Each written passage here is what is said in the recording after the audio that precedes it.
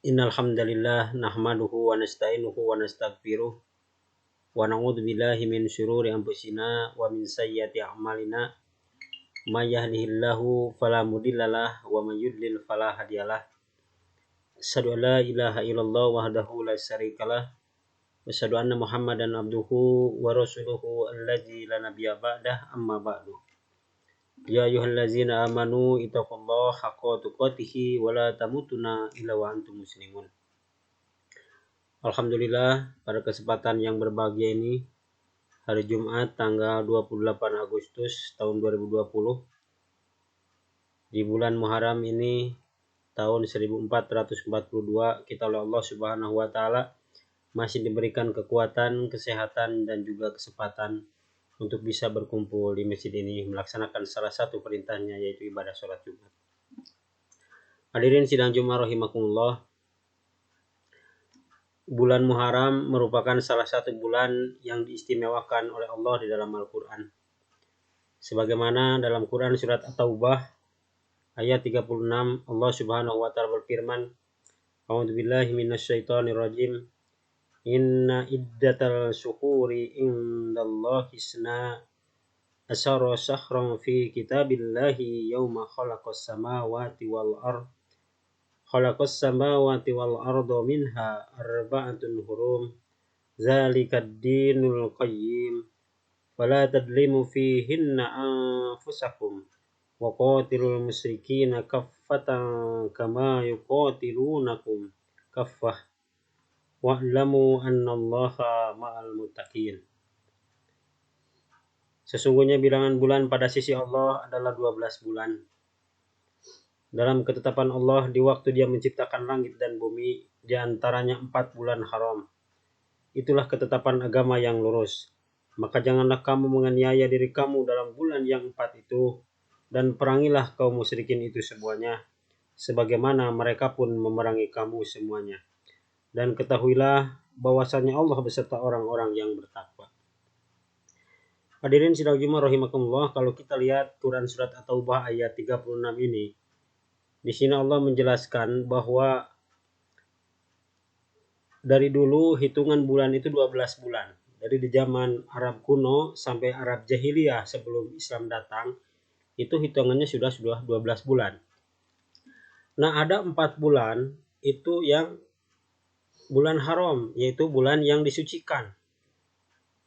Nah, apa saja 4 bulan itu? 4 bulan itu di dalam sebuah hadis Rasul mengatakan bahwa 4 bulan yang dianggap haram, 4 bulan yang diistimewakan, 4 bulan yang disucikan oleh orang-orang Arab dulu sebelum Islam dan ketika Islam, itu diantaranya adalah bulan Dzulqa'dah, Dzulhijjah, Muharram, dan Rajab. Nah, ini 4 bulan yang diistimewakan. Nah, pada 4 bulan ini, orang-orang Arab dulu itu dilarang mereka menumpahkan darah, dilarang berperang, dilarang saling menganiaya. Nah, ketika Islam datang pun, bulan ini diteruskan, 4 bulan ini dianggap sebagai bulan yang istimewa. Tidak boleh berperang. Tetapi kalau ada musuh yang menyerang, maka tentunya harus dilawan.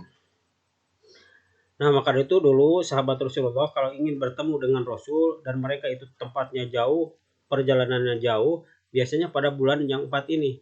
Biasanya pada bulan Muharram mereka bepergian dari mana untuk bertemu dengan Rasulullah. Kenapa? Karena pada bulan itu mereka aman. Enggak ada yang merampok, enggak ada yang menganiaya. Kenapa? Karena orang Arab pun semuanya mentaati bahwa 4 bulan itu adalah bulan haram, bulan yang disucikan, yang tidak boleh berperang, tidak boleh menumpahkan darah, tidak boleh saling menganiaya.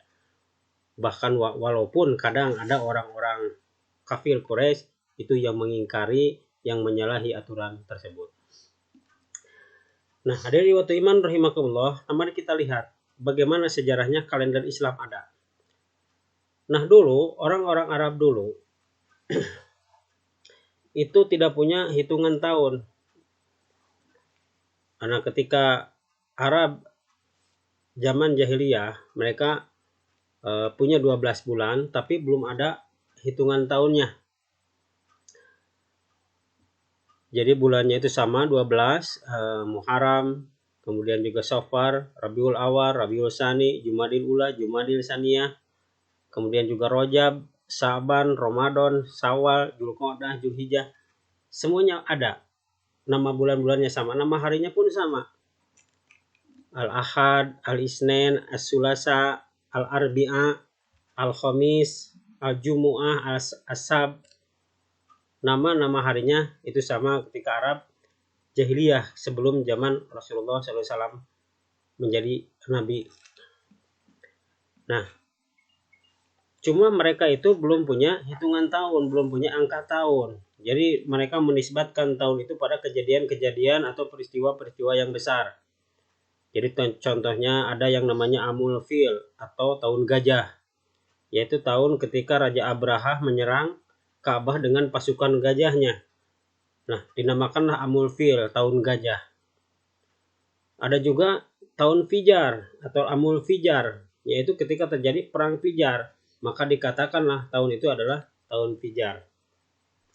Ada juga tahun Nubuwah atau tahun kenabian, yaitu ketika Rasulullah mendapatkan wahyu yang pertama.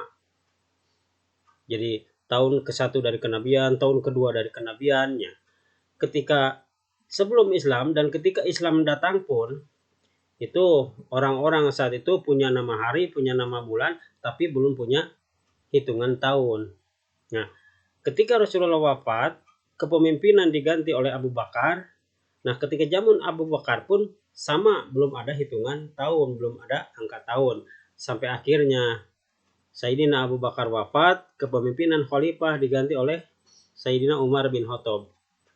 Nah, ketika zaman Umar bin Khattab inilah, saat itu sekitar baru 4 tahun menjabat Umar jadi khalifah, ada usulan-usulan dari para gubernur tentang perlunya kalender Islam, perlunya tahun dalam Islam. Kenapa? Karena dalam surat menyurat, kalau kerajaan-kerajaan lain, bangsa-bangsa lain itu suka menyertakan tanggal, bulan, dan tahun.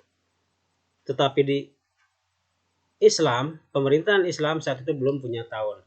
Akhirnya berdasarkan usulan dari para gubernur, terutama gubernur Basrah saat itu, yaitu Abu Musa al-Asy'ari, akhirnya mereka mengusulkan agar ada kalender Islam, tahun Islam. Maka Umar bin Khattab pun mengumpulkan semua para sahabat, mengumpulkan ahli ilmu falak untuk menentukan kalender Islam ini. Akhirnya dimusyawarahkanlah. Semua usulan ditampung.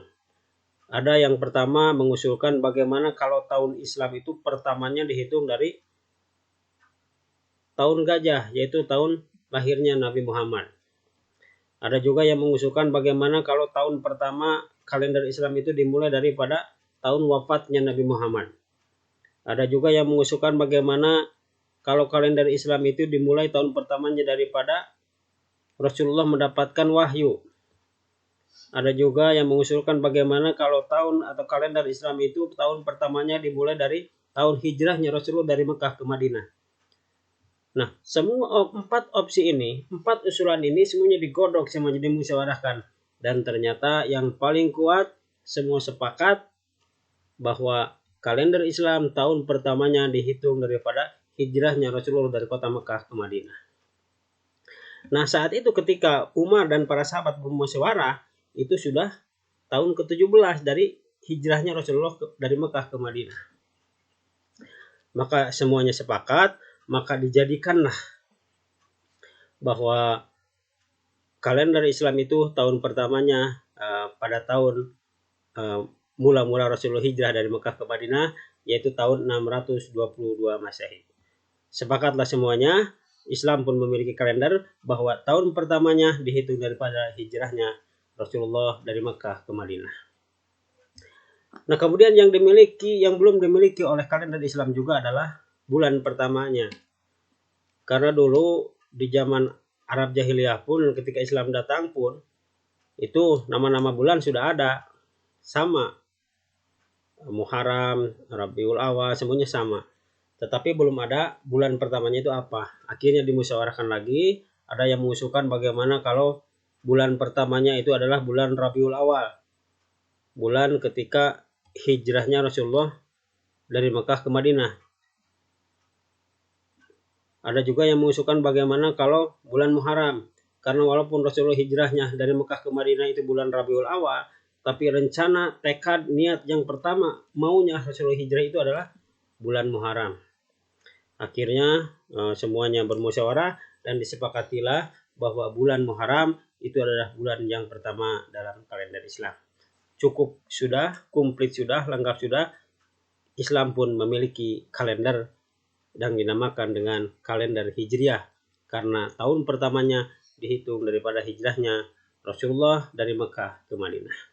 Bulan yang pertamanya bulan Muharram, yang keduanya Safar, yang ketiganya Rabiul Awal, kemudian Rabiul Tsani, Jumadil Ula, Jumadil Tsaniyah, kemudian Rajab, Juluk, Sya'ban, Ramadan, Syawal, Zulqa'dah, dan Zulhijjah.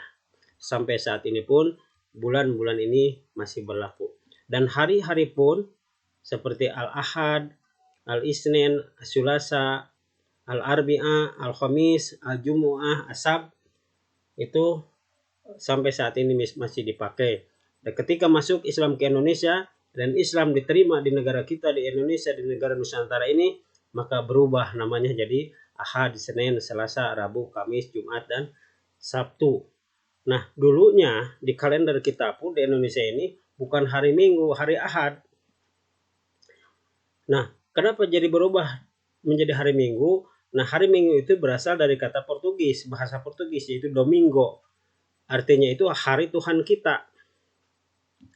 Nah, sekitar akhir abad ke-19, kata Domingo ini diejak menjadi kata Minggu. Jadilah hari Minggu. Nah, bagi umat Kristen, ini hari Minggu itu mengandung arti yang sangat luas. Selain sebagai hari Tuhan kita, juga itu merupakan hari istirahat bagi mereka dan hari beribadah bagi mereka.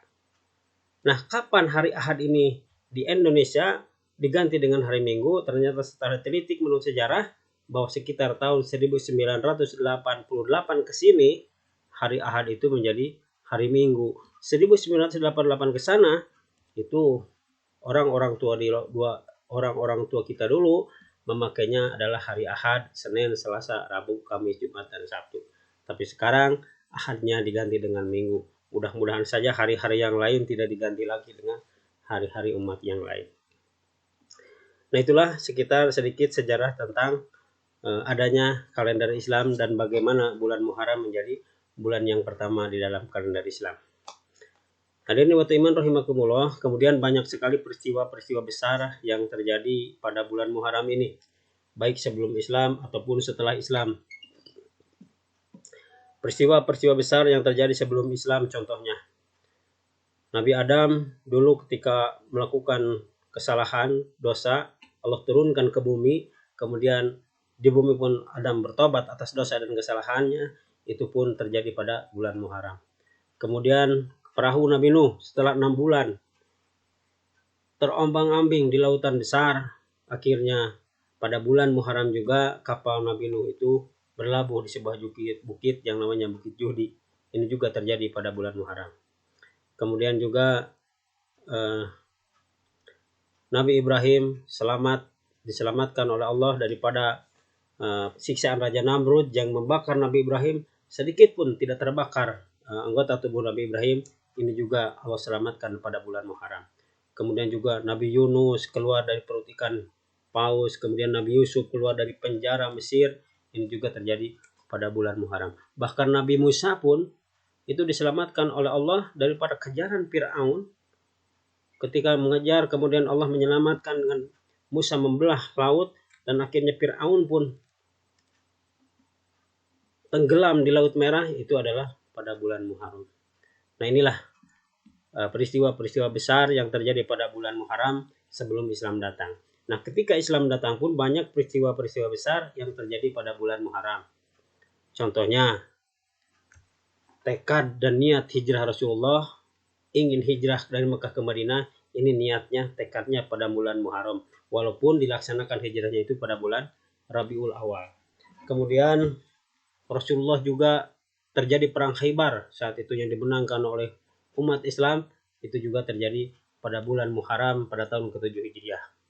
Kemudian juga Umar bin Khattab dimakamkan itu pada tanggal 1 Muharram setelah beliau wafat ditusuk oleh Abu Lu'lu'ah, seorang Majusi, dimakamkannya itu pada tanggal 1 Muharram tahun 24 Hijriah. kemudian juga peristiwa yang sangat besar sekali, yaitu terbunuhnya cucu Rasulullah Husain dan keluarganya di Karbala, itu pada bulan Muharram, pada tanggal 10 Muharram tahun 61 Hijriah. Dan sampai sekarang kematian terbunuhnya Husain ini oleh orang-orang Syiah dijadikan sebagai hari besar mereka, yaitu hari Asyura. Hadirin waktu iman rahimakumullah, itulah hari-hari besar yang terjadi pada bulan Muharram, bukan hanya sebelum Islam, juga pada era Islam. Ketika Islam datang, banyak peristiwa-peristiwa besar yang terjadi. Nah, kemudian ibadah-ibadah apa saja yang dianjurkan dan disunahkan oleh Rasulullah untuk kita laksanakan pada bulan Muharram ini? Karena bulan Muharram ini sangat bulan yang istimewa, bahkan disebutkan Syahrullah, bulannya Allah, maka pada bulan ini juga ada ibadah-ibadah yang sangat dianjurkan sekali. Seperti saum, misalnya saum sunat. Ini di bulan Muharram kita dianjurkan lebih banyak lagi melaksanakan saum sunat.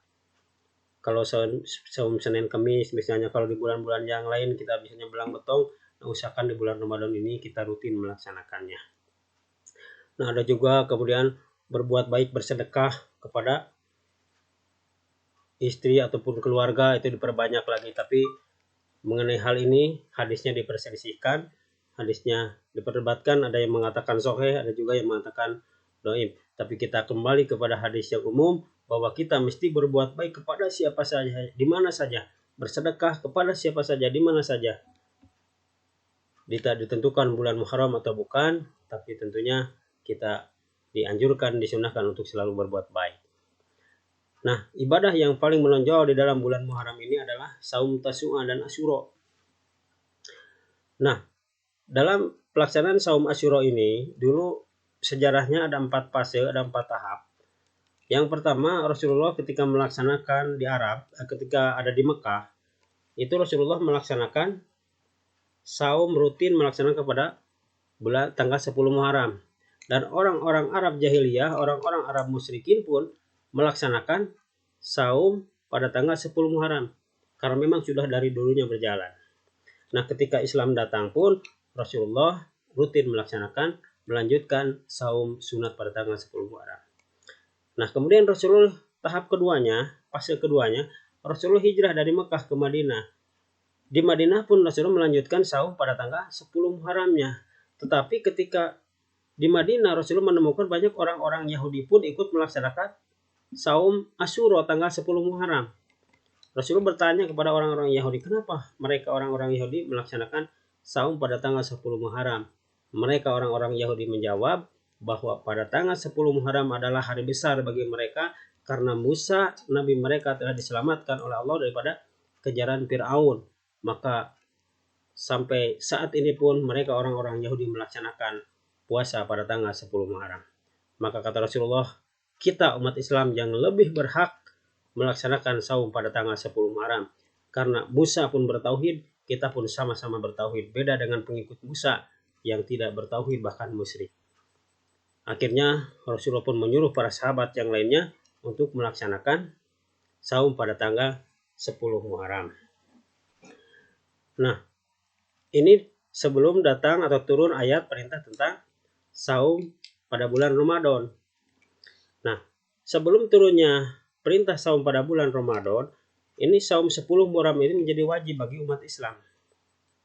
Nah, fase ketiga turunlah ayat yang memerintahkan agar umat Islam melaksanakan saum sebulan penuh di bulan Ramadan. Maka setelah turun ayat yang memerintahkan saum wajib pada bulan Ramadan, maka saum pada tanggal 10 Muharram ini masih dilaksanakan, masih dilanjutkan oleh Rasulullah dan pengikutnya menjadi saum sunat. Nah, kemudian fase yang keempat adalah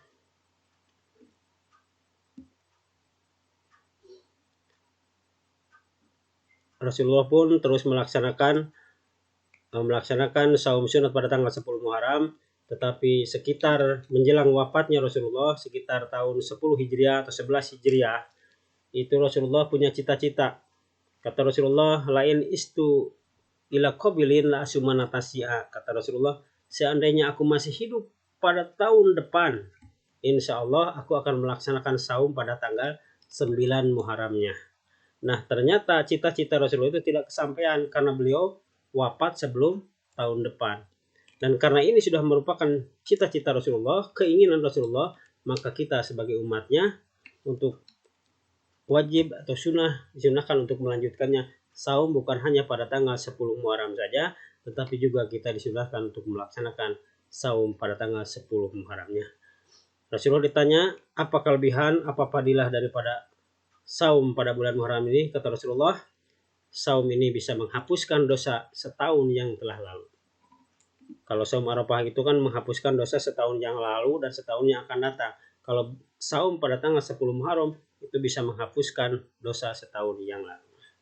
Bahkan dalam sebuah hadis Rasul mengatakan, Abdulu siyami ba'da Ramadan syahrullahi Muharram. Saum yang lebih abdol, yang lebih utama setelah saum Ramadan itu adalah saum pada bulannya Allah, yaitu saum pada bulan Muharram. Maka dari itu besok tanggal 9 hari Sabtu tanggal 9 Muharram dan Ahadnya tanggal 10 Muharram kita disunahkan, dianjurkan oleh Rasulullah untuk melaksanakan saum sunat, Tasyu'a dan Asyura. Bagi siapa saja yang punya berkeinginan untuk melaksanakan saum, mudah-mudahan kita diberikan kekuatan, kesehatan, dan kesempatan untuk bisa melaksanakan saum Tasyu'a dan Asyura ini. Hadirin wa iman rahimakumullah, itulah sekilas tentang bulan Muharram dan kalender Hijriah, kalender Islam. Mudah-mudahan apa yang saya sampaikan bermanfaat. Mohon maaf jika ada kekurangan. Aku qouli hadza wa astaghfirullah li wa lakum. Assalamualaikum warahmatullahi wabarakatuh.